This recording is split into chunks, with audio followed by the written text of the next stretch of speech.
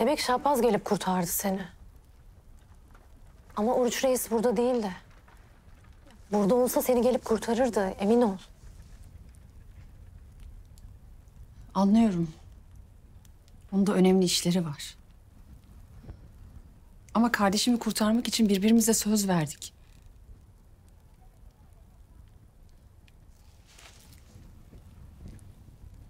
Onun yapması gereken şeyi Şahbaz'ın yapması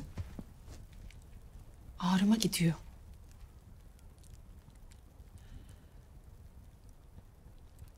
Ya kardeşini bulduğunda bıraktığın biri gibi değilse? Ya kötü biri olmuşsa?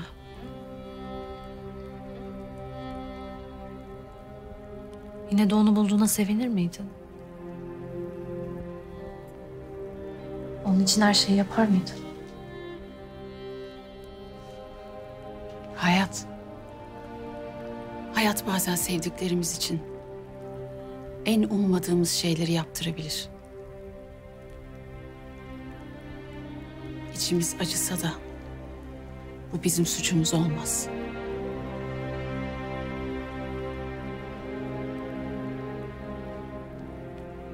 Bazen kaderin sırlarla örülüdür. Açsan bir sevdiğinin canı yanar. Açmasan başka bir sevdiğine haksızlık etmiş gibi olursun. Vicdanın kanar.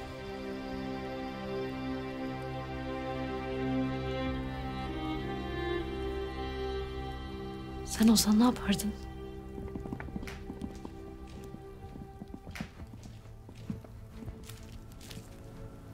Ne oluyor? Siz de kimsiniz? Dün gece adamlarımız senin yüzünden öldü Isabel. O Nita'nın intikamı peşini bırakmayacak. Isabel yalnız değil. Ben de kanınızı dökeyim de intikamınız 2 olsun.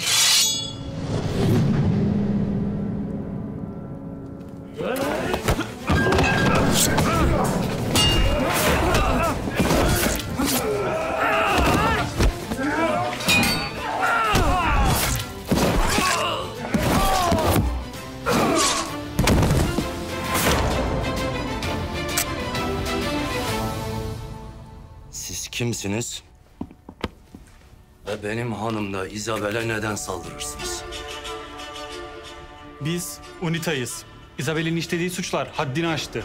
Adamlarımızı öldürdü. Cezayı hak etti. Eğer engel olmaya kalkarsan sen de UNITA'yı karşına alırsın. Isabel benim himayemde. Dün gece adamlarınızı öldüren de benim. Gerekirse Isabel'e ceza kesecek olan da benim.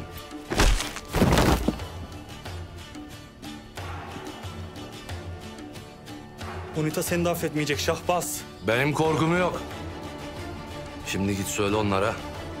Benim hanımda, benim himayemdeki insanlara karşı benim kaidelerim geçer.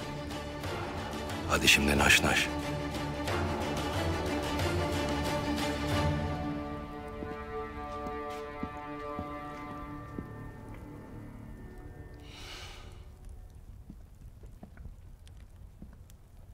Sen Hızır'ın yavuklusun galiba. Lafını bil de konuş. Kılıcımı çekmişken senin de dilini koparmayayım. Isabel, alasmalık.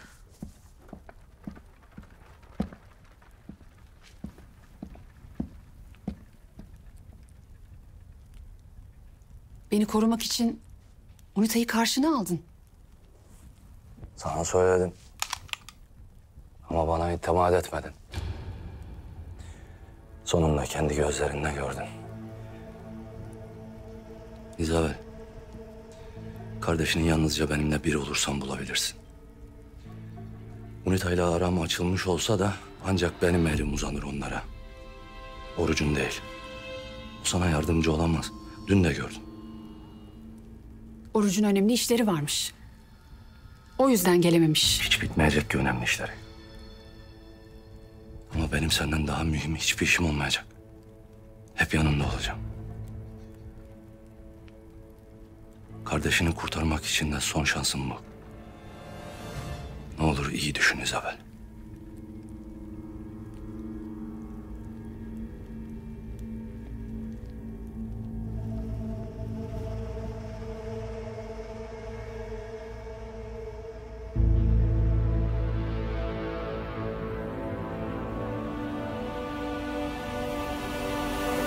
Beni almak için herkes peşine düştü değil mi Oruç?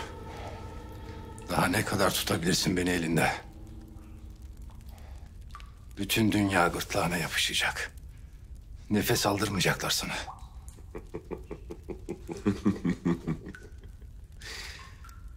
Alemi cihan bir olsa kâr etmez bize. Kalimnos'ta toplananlara da söyledim. Midilli kuşatması kalkmadan azat etmeyeceğim seni.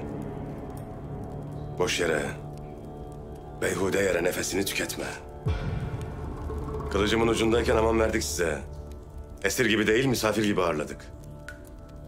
Ama siz yine de kaçmaya çalıştınız. İki kelam etmeye bile değmezsiniz. Keşke bizi bıraksaydın, kaçsaydık Oruç. İnan ki çok pişman olacaksın bizi tuttuğuna. İlyas, buraya da dışarıya da Leventleri yerleştir. Kuş uçmasın, izimiz bulunmasın. Tamam Arayüz. Haydi. Ağam. İteni Sinan'la yancıları önümüzü kesti. O da Leonardo'yu bırakmamızı istedi. Dövüş çıktı ama püskürttük hepsini. Sinan'ın tek başına cesaret edebileceği bir halt değil bu. Belli ki Şahbaz onu zemberek gibi kurmuş. Hepsi bir olup üzerimize gelecekler bu meselede. Kıskaca iyice daraltacaklar belli ki. Ama Midilli kuşatması kalkana kadar dayanacağız. Biz büyük dalgalara bulaştıysak, onlar da deli deryamıza bulaştılar. Hepsi nasıl alabor olacak göreceğiz. Haydi.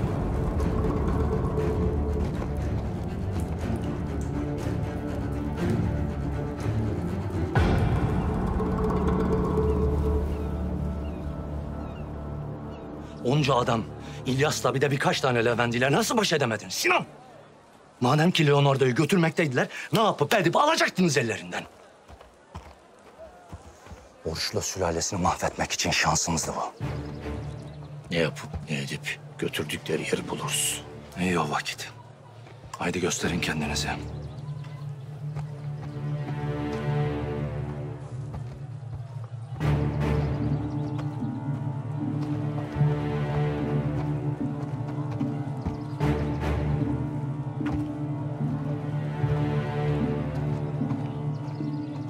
İteni Sinan'ı sen mi saldın üstümüze? Venedikli Leonardo'yu almışsınız. Adamlar da ekmeklerinin derdine düşüp kaygılanmışlar. Böyle bir adamı size yedirirler mi sandınız? Karabay, kafirler, sen. Hepiniz ayrı bir koldan saldırırsınız. Leonardo'yu bende bulacağınızı umup beni ateşe atmak istersiniz. Kafirlere de Karabay'a da haddini bildirdim. Sen de haddini bil. Eğer bu işle uğraşmaya devam edersen canını fena yakar. Sen bizimle uğraşacağına Midilli'yle uğraşsana. Kafirler elinizden almaya çalışır, siz hala burada keyif çatarsınız. Yazık. Koskoca Osmanlı kimlere itimat eder? Senin o kafirlerle irtibatın vardır nasılsa. İt gibi kaldıracaklar o kuşatmayı. Sen de göreceksin. Senin verdiğin her söz böyleyse vay halimize. İzabel'e de kardeşini kurtaracağım diye söz vermişsin. Sana inanıp ünite mekanına gitmiş. Yetişmesem ölecekti, ben kurtardım. Ne unita mekanına gitmesi, ne yetişmesi. Senin dünyadan haberin yok. Garibim İzabel'le sana inanır. Yazık. Çok yazık. Bu gidişle kafirler Midilli'yi de ele geçirir. Sen kendi ipini çoktan dolamışsın boynuna. Bakalım ilk kim çekecek? Hepiniz o ipi çekmek için beklersiniz değil mi? Ama dikkat edin. Hepinizin kellesinin elime geleceği gün yakındır.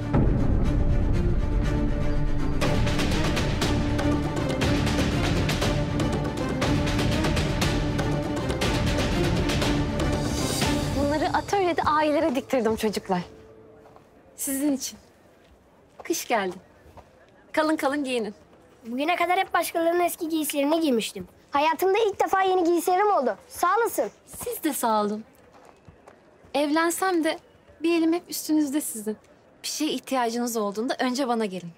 Tamam mı?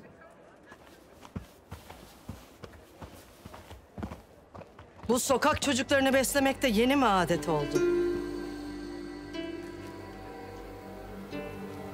Ama doğru. Sen de bir sokak kızının tekiydin.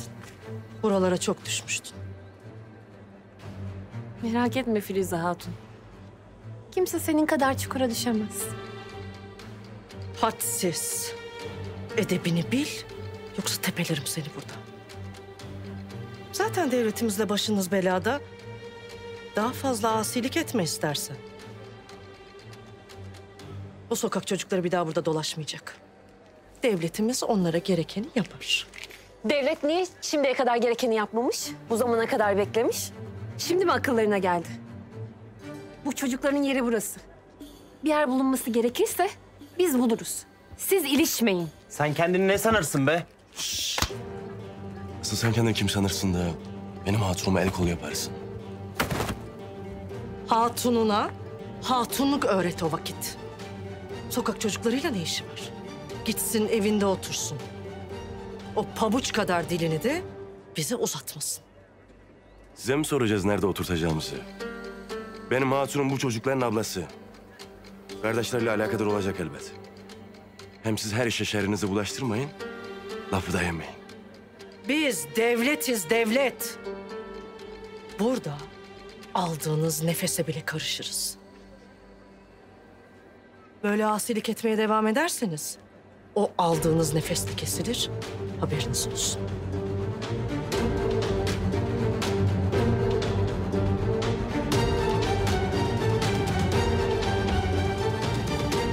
Derdi sokak çocukları değil ki. Aklınca bizi ezmek. Tamam Esma, gidelim hadi.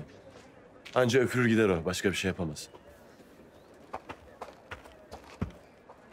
Zaten başımız belada bunlarla. Sen de bulaşmaya bak bunların şerrine.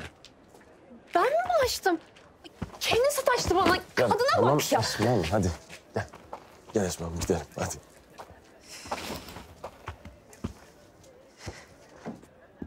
Konakta da senin yemeklerini görelim Esma. Sokakta yaşıyorum. Bana da yardım edin ne olur. Ne olur.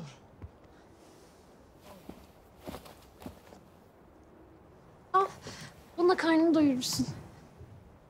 Ama ben kana doymak istiyorum.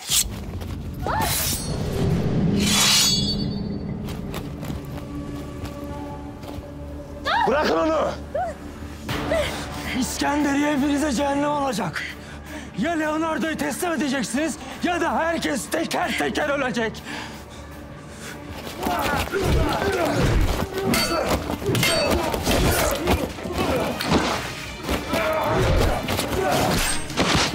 Esma dayan! İlyas!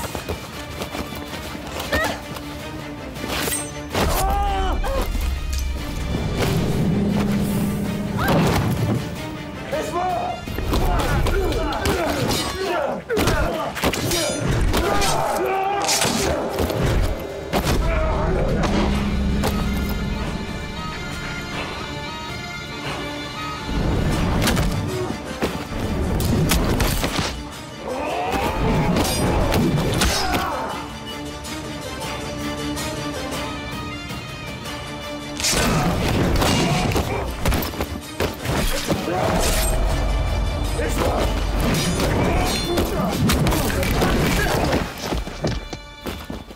Esma, iyi misin? Kendinde misin? İyi misin? Esma dur!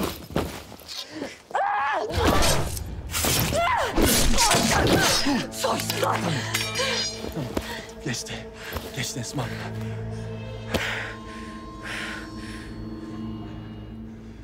Yetişemeseydim vaziyet fenaydı yerli. Eyvallah. Estağfurullah kardeşim.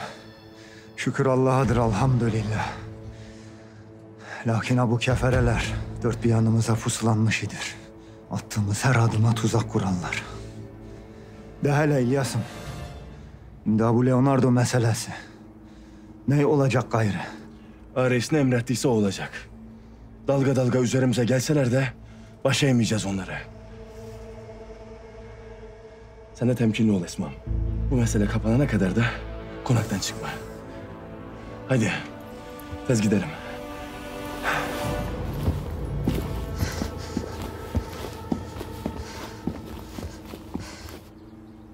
Gönderdiğin haberi Leventler burada olmadığım için bana verememişler. Başımızdaki badireler malum. Keşke sen de benden haber almadan gitmeseydin. Ya nasıl gitmeyecektim Oruç?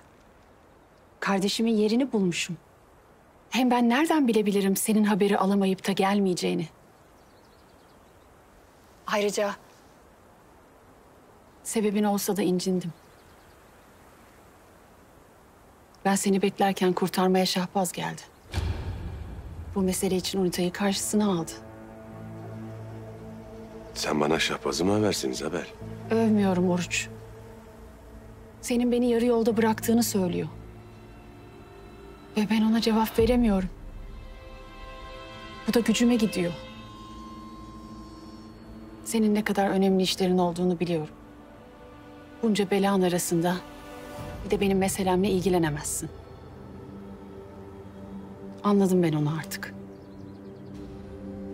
Ya ne yapacaksın?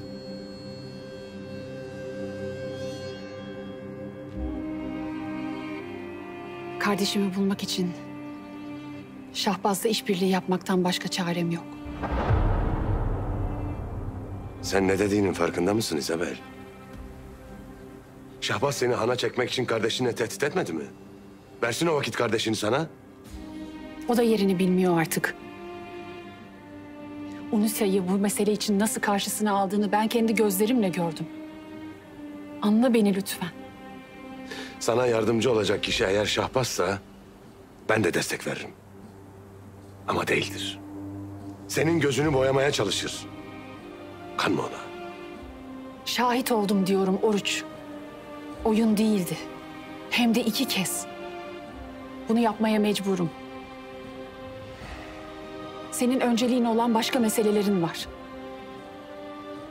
Ama benim önceliğim de kardeşim. Hal buyken ikimiz de birbirimize yük oluruz ancak. Kafirler, kalleşler, hainler bir olmuş üzerimize gelirler. Sen benim yanımda olup bana destek olacağına düşmanıma itimat edersin. Beni sükutu hayale uğrattın İzabel. Benim de anlaşılmaya ihtiyacım var Oruç. Ama sen bu anlayışı göstermiyorsun.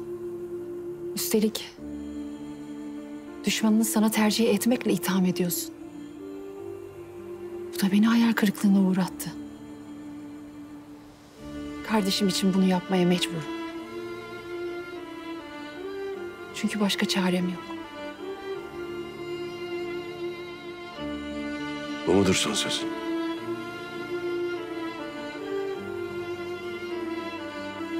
İkimize de zor gelse de. Evet, bu.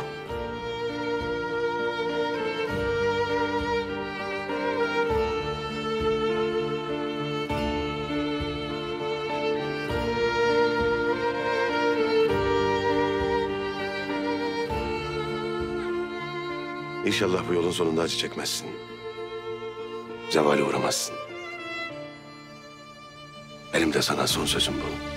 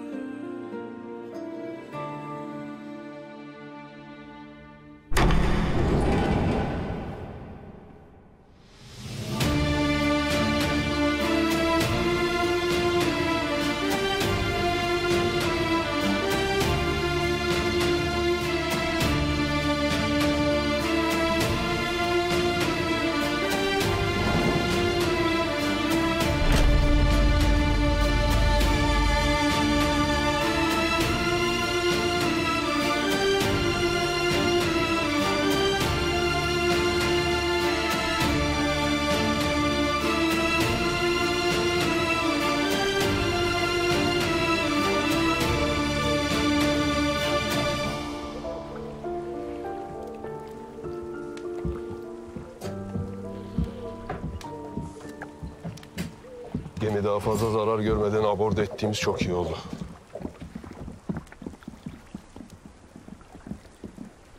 Soysuz sürüsü üstümüze gelir. Tetik durun Leventler.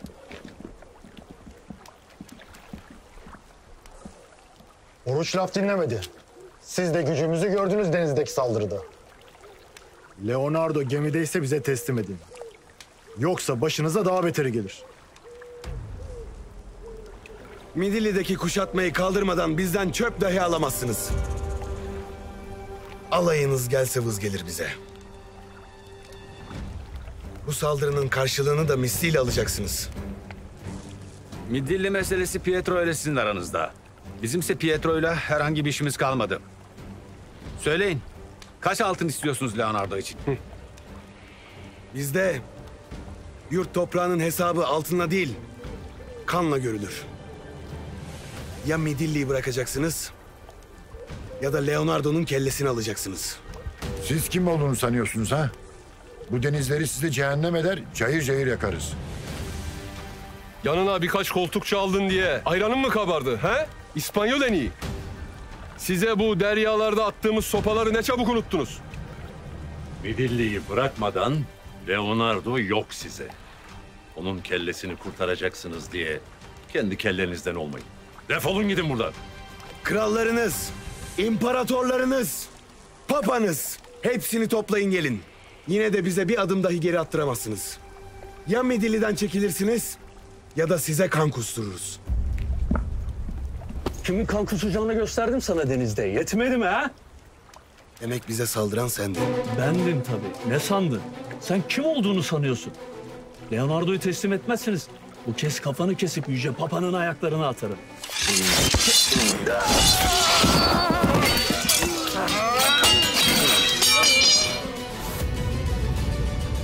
El uzatanın eline ne olduğunu gördünüz. Bize kılıç kaldırmakla kellenizden mi olmak istersiniz? Bu kestiğim el bize yaptığınız alçaklığın intikamıdır. Al şimdi bunu papana gönder. O da, onun şeytan işbirlikçileri de bize uzanan elleri nasıl keseceğimizi öğrensin. Sen bittin Hızır. Bu dökülen kan bütün Hristiyanlardan döküldü sayılır. Kendi kanınızda boğulacaksınız. Eğer Midilli'deki kuşatmayı kaldırmazsanız kendi kanında boğulan siz olacaksınız. Leonardo ölürse hepinizi öldürürler. Ya Midilli'yi bırakacaksınız ya da kellelerinizden olacaksınız.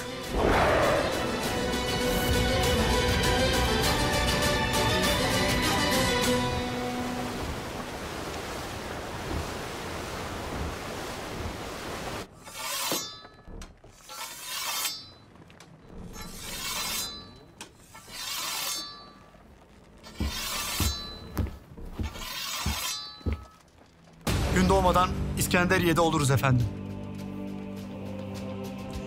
Şahbaz Leonardo'yu bulamadı. O yüzden kendi işimizi kendimiz göreceğiz. Konrad ve diğerlerinden önce Leonardo'yu biz ele geçireceğiz.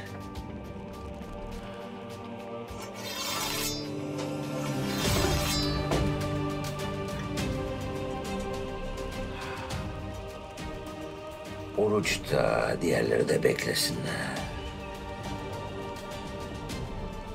Pietro'nun kılıcı başlarına nasıl inecekmiş görsünler.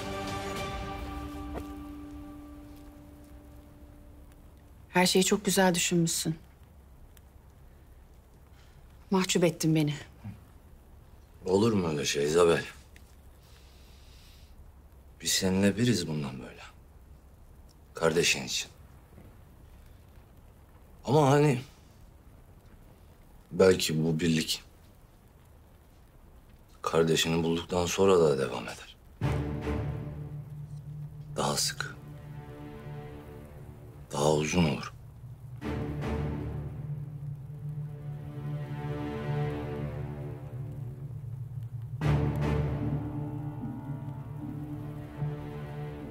Kardeşimden başka hiçbir şey düşünemiyorum ki.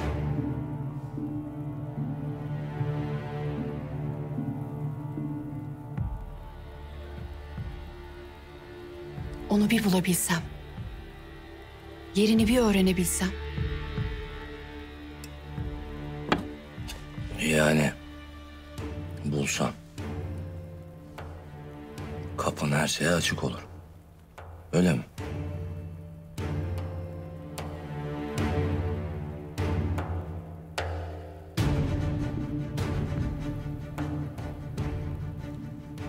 UNITA'nın esirlerinin tutulduğu özel yerleri vardır.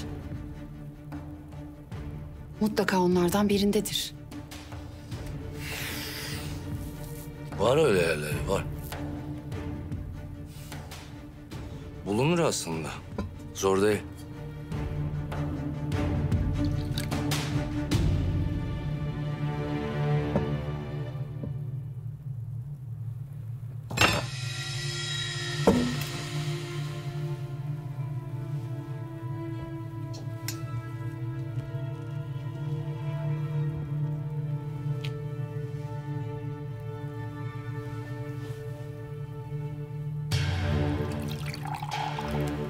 Nerededir acaba oralar?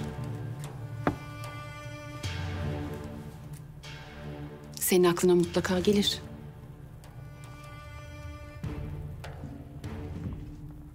Gelir tabii. Gelmez mi?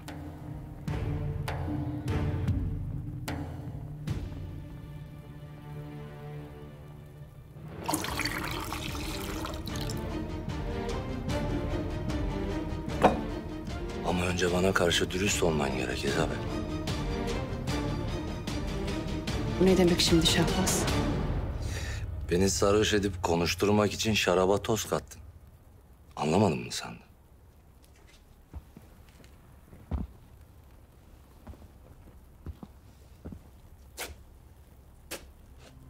Sana kardeşinin yerini bilmem derim. Yine de bana inanmazsın. Nuray'ı karşıma aldım ben senin için. Birazcık gönlün olsun diye neler yaptım. Sen şu ettiğine bak. Hala bana tezgah kurma peşindesin. Şahbaz bak. İzabel, sakın. Ben göreceğimi gördüm. Belli ki sen bana hiç itimat etmeyeceksin. Hep düşmanım bileceksin beni.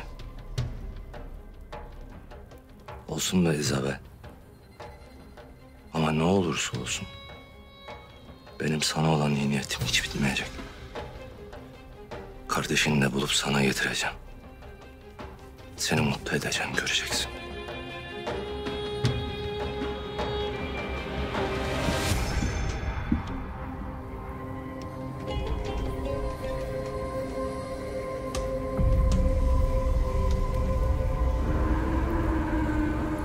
Deryada sizin önünüzü keserler. Burada İlyas'a pusu atarlar. Baş eğmeyeceğimizi anlamaları için bunların illa kellelerini mi kesmemiz icap eder? Biz kolunu kanadını budadık aşağılık herifin birinin ama... ...biz vurdukça onlar üstümüze gelecek belli ki. Midilli'de 3 yiğidimizi şehit etmişler. Şehrin ortasına atıp gözdağı vermişler. Gayrı Leonardo mu verilecek? Bu kafirlerin kellesi mi kesilecek? Ne yapacaksak yapalım. Gittikçe sıkışmaktayız. Denizden gemilerle kuşatırlar. Karada her yerden çembere alırlar. Bunlar bize nefes aldırmamaya and içmiş reis. Her taraftan kıskaçtayız ağam. Korkumuz yok. Ama esaslı bir çıkarma yapmak gerek gayrı bunlara.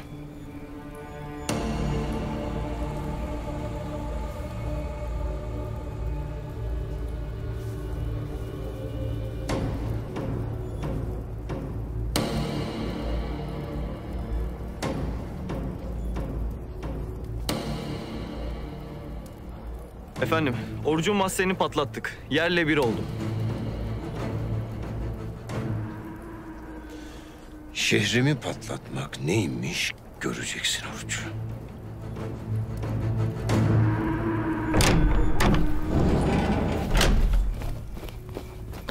Reis, mahzenimizi patlatmışlar. Yerle bir oldu.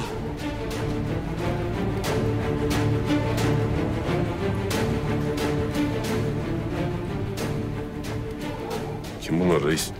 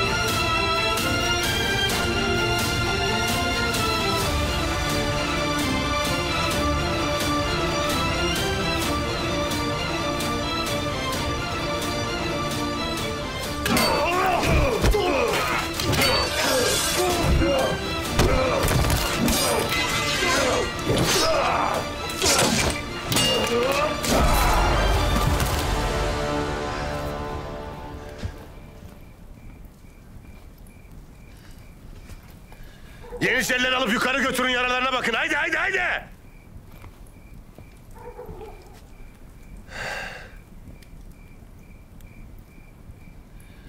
Pietro kaçmış.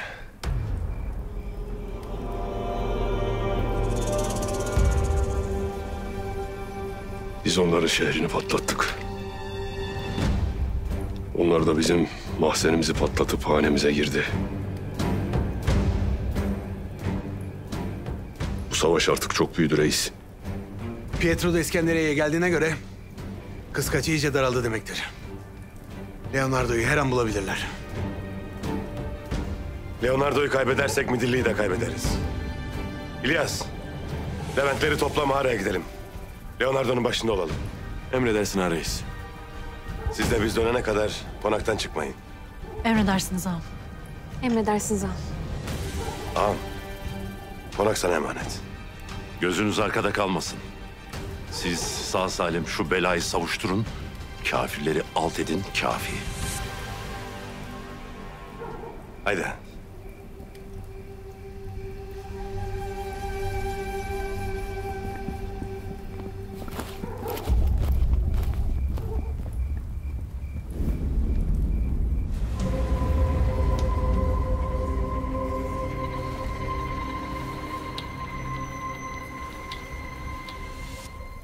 Şövalyelerim dört bir tarafta Leonardo'nun izini sürüyor.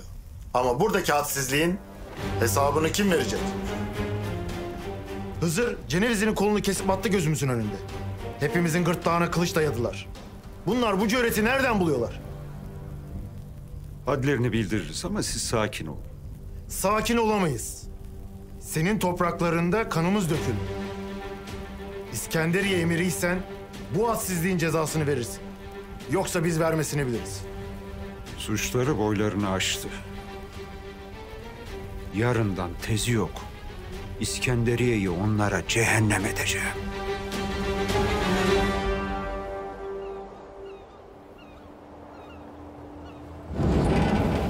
Herkesi derdest edin. Kim varsa tutuklayın. Siz ne yaptınız sanırsınız? Oruç Reis'in konağına baskın yapmak da ne demek? Bu ne hadsizliktir? Ne cüretle konağımızı basarsınız? Hızır Cenevizli'nin kolunu kesmiş. Zaten Leonardo meselesi yüzünden devletimizin başı dertte. Bu yaptığınızda suçunuz daha da katlandı. O da bizim gemimize saldırdı.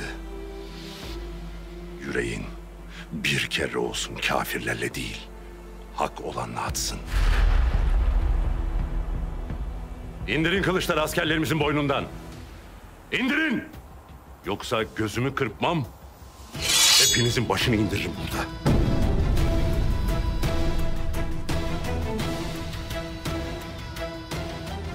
İndirin.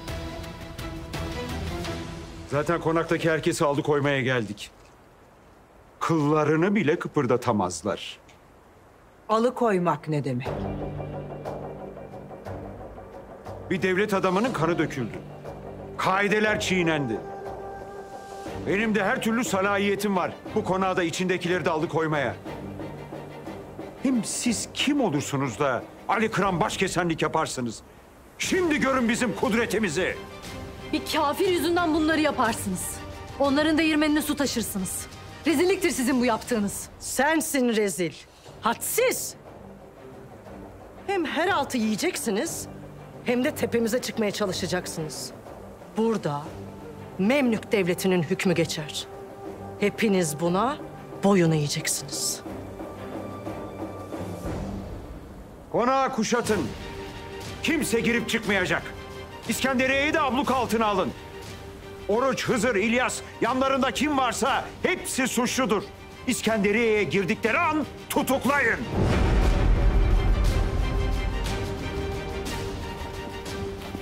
Bizi zorla alıkoyamazsınız. Çekin çabuk askerlerinizi. Dur. Zindana atın bu hadsizi. Yetti. Yaklaşırsanız kılıçlar konuşur. Hem suçlusunuz, hem kılıçla tehdit edersiniz. Davranın askerler! Ay! Durun! Hatunlara mı kılıç çekersiniz? Hayasızlar. Ben Sancak Bey'im. Benim konağımı zapt edemezsin. Burada sizin değil, bizim kaidelerimiz geçer. Ha, sen istersen gidebilirsin. Ama konaktakiler bizim zaptımız altındadır. Ailemizi, ocağımızı kuşatmada bırakıp gidecek kadar namert mi sanırsın bizi? Ben de burada kalacağım. Siz kafirlerin değirmenine su taşımaya devam edin. Oruç, Hızır, İlyas. Evvela kafirlerin çemberini, sonra sizin zulmünüzü yıkıp geçecektir elbette.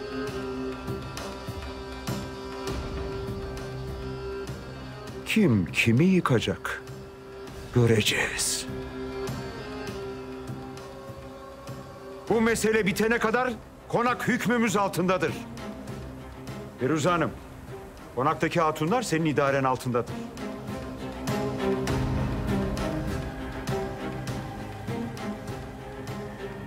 Hadsizlik eden olursa haddini bildirirsin.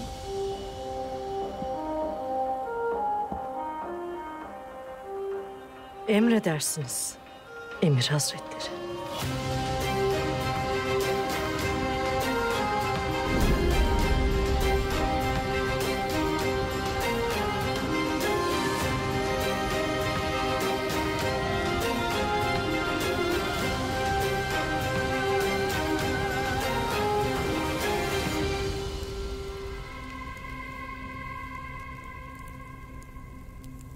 Oruç.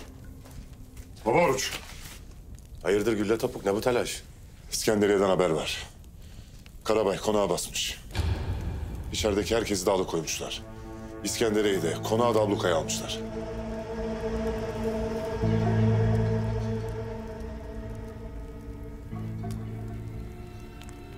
Nasıl cüret eder konağımızı basmaya? Bu Cenevizli'nin kolunu kesmekten ötürüymüş. O işin bahanesidir. Bizi her taraftan kıskaca almak ister aklınca. Sana söylemiştim Oruç. Bütün dünya gırtlağına yapışacak diye. Ama beni sakın bırakma. Çünkü kelleni almalarını zevkle izleyeceğim. Sen kendi kelleni kurtarabileceğini mi sanırsın ha? Siz bu Leonardo meselesinin icabına bakın ağam. Kuşatmayı kaldırabilmek için o bize lazım. Ben Piri ve Niko ile bu işin üstesinden gelirim evelallah. Madem Cenevizli'yi kesmemi bahane eder Karabay, o vakit gereken cevabı vermek de bana düşer. İskenderiye'yi ablukaya almışlar Hızır. Nasıl gireceksiniz içeri? Biz gittiğimiz yerlerin haritalarını boşuna çıkarmadık reis. Bir şekilde gireriz. Evvela haritalarını çizdik. Şimdi de kendilerini çizeriz evelallah.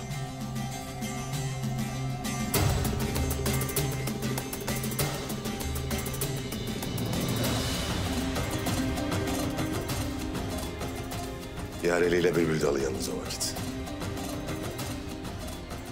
Ha reis. Bir koldan Pietro, bir koldan Konrad peşimizdedir.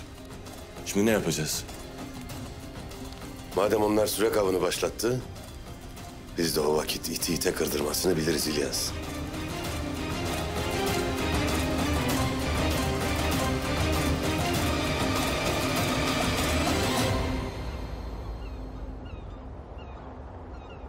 Besmele ile açılır dükkanımız. Ahi Evrani Velid, pirimiz, üstadımız. İlle ve lakin güzel ahlak ve Allah rızası için halka hizmettir düsturumuz. Ey Rezzak olan Allah'ım! Esnafımızı alırken satanı gözeten, satarken alanı gözeten, eksik ölçüp yanlış tartmayan, doğru ve emin kimselerden eyle. Amin. İsraftan, cimrilikten, acizlikten, tembellikten, ahlaksızlıktan, haddi aşmaktan sana sığınırız. Bizleri nefsine uyarak kötülük işleyenlerden eyleme.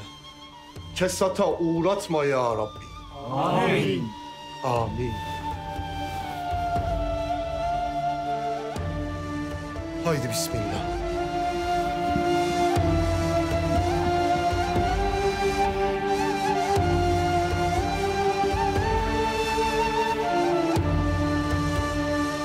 Bismillah.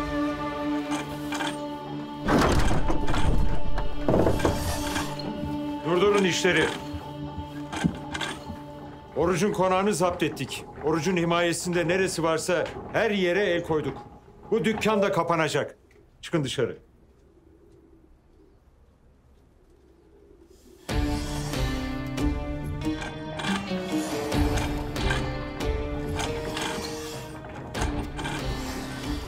Durdurun işleri dedim. Siz ne cüretle benim emirlerimi dinlemezsiniz? Desturla işe başlanan yere destursuz girersin. Allah'ın adıyla adım atılan yere Allah'ın selamını vermeden gelirsin. Senin emrin bizde hükmü yoktur. Benim karşında İskenderiye emiri var. Fermanıma uymamanın neye mal olacağını bilir misin sen? Senin Oruç Reis'e yaptıkların zulümdür. Zulüme baş eğmemek Allah'ın emridir. Biz yalnız Allah'tan korkarız. Senin zulüm fermanından değil. Fermana baş kalkarsa kılıçlar konuşur, bilirsin. Sana da buradakilere de yazık olur. Siz 3-5 tane ahi neyinize güvenirsiniz? Biz ahiyani rumuz, fütuvet ehliyiz. Vaktiyle cihanı kana bulayan Moğollar Anadolu'yu istila ettiği zaman pirimiz Ahi Evran zulme savaş açmıştır. Ahiler bir yandan halka hizmet için zanaat işlerken bir yandan hakkı müdafaa için pusata sarılmıştı. Bilesin ki zulüm geldiğinde ne halka hizmetten el çekeriz ne de hakkı müdafadan çekiniriz. Sizler Allah rızası için çalışanlara mani olmaktan çekinmezseniz buyurun, dilediğinizi yapın.